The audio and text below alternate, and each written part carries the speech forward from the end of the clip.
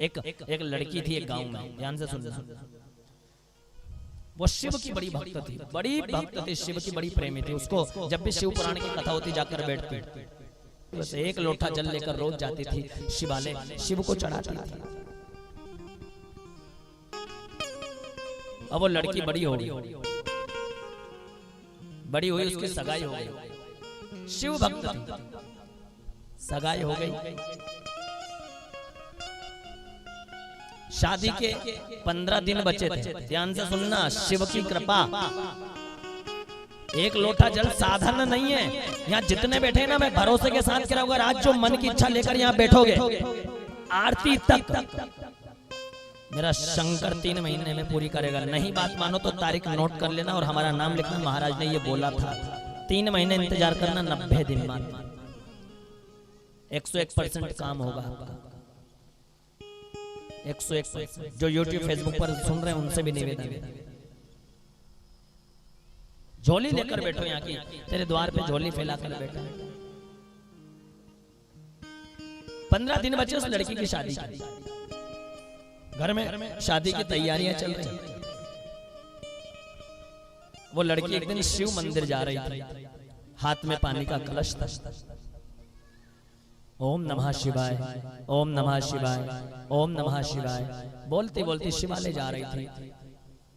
गर्मी का समय था, भयंकर धूल उड़ी। धूल इतनी उड़ी कि वो गोल गोल घेरा बनाकर लड़की की तरफ आई, और जैसे ही वो धूल लड़की की आंखों में गई, लड़की के आंखों से वो धूल स्पर्श करके निकल गई। लड़की 2 कदम आगे बढ़ी और उस लड़की की आंखों की रोशनी चली गई, दिखना बंद हो गया उस लड़की को, अंधी हो गई। शिव का मंदिर ढूंढ रही है, किधर है? एक लोटा जल जो था वो हाथ में है, आंख मसल रही है बार बार हाथों से कि मुझे दिख क्यों नहीं रहा है। आंख में इन्फेक्शन, अंधी हो गई। घर वालों को पता चला, उस बेटी को मंदिर से लेके आए। बेटा क्या करें, शादी के 8 दिन बचे हैं, तेरी आंख की रोशनी चली गई। डॉक्टरों को दिखाया, डॉक्टर ने कहा आई एम सॉरी, इसकी आंखें चली गई है, अब इसकी आंखें आना मुश्किल। रोशनी चली गई आंखों की। लड़की ने कहा कि एक काम करो, जिस लड़के से मेरी सगाई हुई है और जिससे मेरी शादी होने वाली है, उस परिवार वालों के पास मुझे ले चलो। क्यों? बोले हम उनको सही बात बता देते हैं कि मैं अंधी हो गई हूँ, अभी भी हमारे पास समय है, तुम शादी करना चाहते हो कि नहीं, हम धोखे में नहीं रखते हैं। लड़की की समझदारी देखिए। आजकल शादी ब्याह झूठ बोल के भी होते हैं। घर वालों ने बात मानी लड़की की, जहां उसकी सगाई हुई, जहां शादी होना थी, उस घर गए, सबने स्वागत किया। अरे आप तो शादी से पहले आ गए, कोई काम, ये वो सारी चीजें बोलने लगे। तब उन्होंने कहा कि हम आपको एक सच्चाई बताने आए हैं। जो शिव की चौखट से जुड़ा है वो जीवन में कभी असत्य को स्वीकार नहीं करेंगे। जो शिव से जुड़ा हुआ।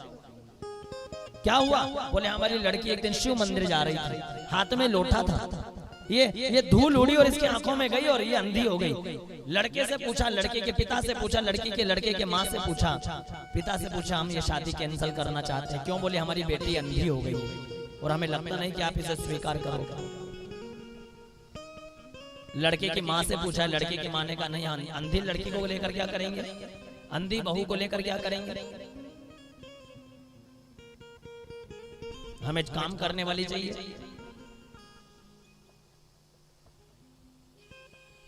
सब लड़की के साथ ससुर, लड़की नहीं खड़ी है, लड़की के माँ बाप सबने मना कर दिया, ठीक है शादी कैंसिल, आपको अब जहाँ दिखे वहाँ शादी करना, हमारी लड़की हम ले जाते हैं, अंधी हो गई, इससे कोई शादी नहीं करेगा। इतने में लड़के के पिता ने लड़के से पूछा तू क्या चाहता है? तब लड़के ने कहा कि कम से कम मुझसे तो पूछो, शादी मुझे करना है, पत्नी मुझे बनाना है, कम से कम मुझसे तो पूछो किससे शादी करना है कि नहीं। लड़के के माँ बाप ने लड़के से पूछा तू क्या चाहता है, इस अंधी लड़की से शादी करेगा? और मान लो तू शादी कर भी लेगा और भगवान ना करे तेरे यहाँ संतान हो गई, वो भी अंधी हो गई, तो पर लड़की के पुण्य प्रबल थे साहब। भगवान की चौखट पर मायने पुण्य रखता है, भगवान की चौखट पर पुण्य मायने रखता है, आपकी भक्ति मायने रखती है, आपका भाव मायने रखता है, आपका विश्वास मायने रखता है। जिस लड़की की सगाई हुई, जिस लड़की की सगाई हुई, लड़के ने कहा ये अंधी हो गई है और ये जानबूझकर नहीं हुई है। पिताजी इससे शादी मुझे करना है, इसके साथ जीवन मुझे बिताना है, लेकिन इसके साथ मैं धोखा नहीं कर सकता। शादी में इसी लड़के से करूंगा, चाहे अंधी क्यों ना हो। उस लड़के की मां ने हाथ पकड़ के अंदर लेकर गई। पागल हो गया, अंधी लड़की से शादी करेगा? बच्चा भी अंधा हुआ तो ये काम क्या करेगी घर का? तुझे सेवा करना पड़ेगी। लड़के ने कहा नहीं, मैं धोखा नहीं दे सकता, मैं शादी करूंगा तो इसी लड़की से करूंगा। उस लड़के की जिद के आगे माँ बाप झुक गए और उस अंधी लड़की से उस लड़के ने शादी कर ली। शादी करने के बाद वो लड़का उस लड़की की हर सेवा करने लगा। लड़की कहती है मुझे शिवालय ले चलो, मुझे शिव के द्वार पर ले चलो, मुझे शिव की चौखट पर ले चलो। रोज दोनों पति पत्नी एक लोटा जल लेकर शिव की चौखट पर जाते थे, नियम, रोज शिव के द्वार जाते। श्रावण का महीना था, रोज वो लड़की शिव के द्वार पर जा रही है। श्रावण के महीने बाबा को जल चढ़ा रही है। लड़की रोज श्रावण के महीने जाती है, एक बेलपत्र भगवान को चढ़ाती है, नियम। वो लड़की रोज जल चढ़ाती है। श्रावण का पूरा महीना जल चढ़ाया उसने, श्रावण के पूरे महीने बेलपत्र चढ़ाया, और जो शिव को जल चढ़ाती थी वो जल लेकर अपनी आंखों में लगाती थी रोज। और जैसे ही श्रावण का महीना पूरा हुआ, पूर्णिमा आई, अपने पति के साथ वो लड़की शिव के मंदिर में गई, जल चढ़ाया, और जो जल बहकर जा रहा था उसने लेकर अपनी आंखों में लगाया। और आंखों में जैसे ही लगाया, शंभू से प्रार्थना की, बाबा मेरा जीवन तेरे हवाले। बस प्रार्थना की ही, इतने में मेरे शंकर ने इतनी बड़ी कृपा की, 1 महीने श्रावण के भाव से पूजा की और आंखों का जल, शिव का जल आंखों में लगाया। पूर्णिमा के दिन शिव की चौखट पर उसकी आंखों की रोशनी आ गई और वो शंकर के दर्शन करने लग गई।